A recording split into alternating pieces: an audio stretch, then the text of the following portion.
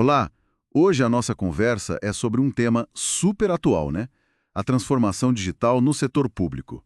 Mas olha, não vamos ficar só na parte da tecnologia, não.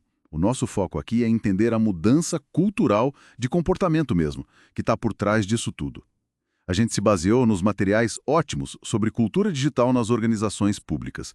E a ideia é explorar o que isso significa de verdade, na prática, para quem está lá na ponta, os gestores e os servidores. Ok, vamos aprofundar isso. A gente sabe que muitos órgãos públicos estão nessa caminhada, né? Saindo do papel, indo para o digital.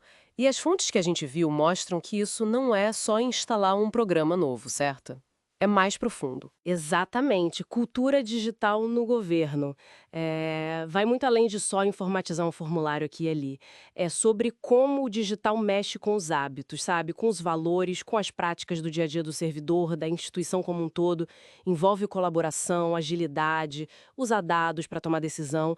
É uma mentalidade organizacional nova que precisa ser cultivada. É, faz sentido. Não adianta nada ter o sistema mais moderno do mundo se o pessoal continua pensando e agindo como antigamente, né? É uma mudança de mindset, como você disse. E me diz uma coisa, quais são os ganhos reais?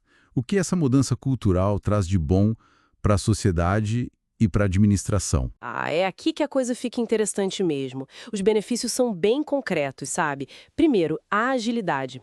Pensa no caso do Rio de Janeiro, que foi citado.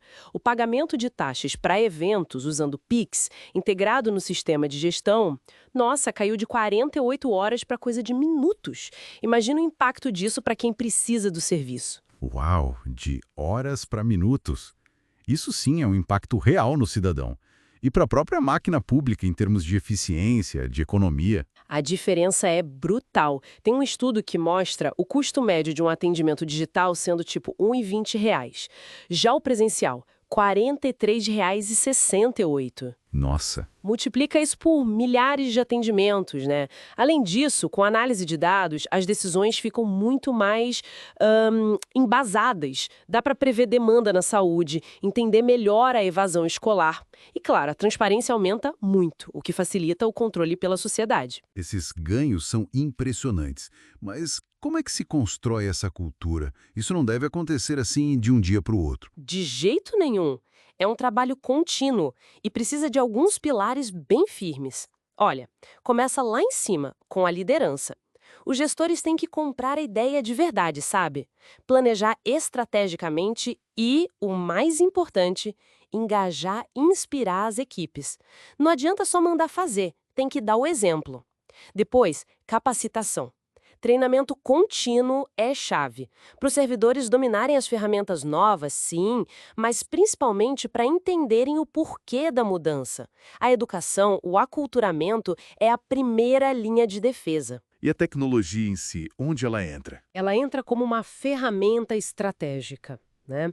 Aí a gente está falando de inteligência artificial, de big data, de nuvem, de sistemas integrados, como aquele AtendiNet que foi mencionado, que unifica informações, tudo para otimizar nos processos e as decisões. E, claro, um ponto fundamental: governança digital. Ter regras claras sobre como usar a tecnologia, sobre segurança cibernética, proteção de dados, principalmente com a LGPD, a nossa Lei Geral de Proteção de Dados. Entendi. Então, a tecnologia é o meio, né? Não o fim. E as pessoas são o verdadeiro motor dessa história toda. Mas a gente sabe que esse caminho tem seus percalços. Quais são os principais obstáculos que o pessoal enfrenta nessa jornada? São vários e bem reais. A resistência cultural é sempre um deles, né? Mudar hábitos que estão lá há anos é difícil. Depois tem a questão da infraestrutura. Muitos municípios, principalmente os menores, ainda sofrem com tecnologia antiga ou falta de conexão boa de internet. E a questão das pessoas. Temos gente preparada para essa nova realidade digital? Esse é outro ponto crítico. Muitas vezes falta mão de obra qualificada, sabe? Ou então a capacitação que existe não cobre tudo o que precisa. Soma isso aos desafios de segurança e privacidade. A adequação à LGPD ainda está caminhando devagar em muitos lugares. Tinha um dado de 2021 que mostrava que poucas prefeituras tinham estrutura para isso. E ainda tem a dificuldade de garantir que os dados tenham qualidade e que conversem entre si, que sejam integrados. São barreiras bem significativas. Considerando tudo isso, os desafios e os avanços. Como é que está o Brasil nessa foto? Qual o panorama geral? Olha, o Brasil tem seus méritos, sim. É reconhecido como um líder em governo digital na América Latina e também em inovação GovTech, que são essas startups focadas em soluções para o governo, né?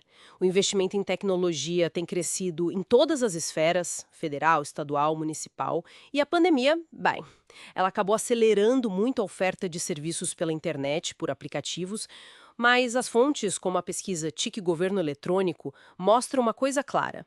Existe uma desigualdade enorme. A realidade digital de uma capital é completamente diferente da de um município pequeno lá do interior. Então, resumindo tudo isso, o que fica dessa nossa conversa?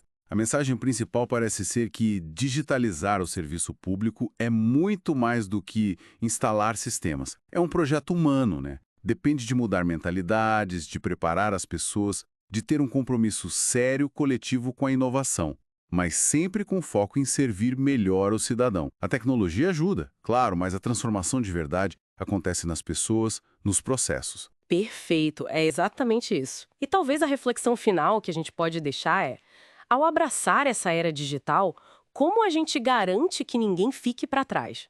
Como usar a tecnologia para diminuir as desigualdades, sabe? E não para criar mais barreiras? Como garantir que os direitos digitais, a privacidade de todos, sejam respeitados nesse novo mundo? Acho que essa é a pergunta essencial que tem que guiar cada passo dessa evolução.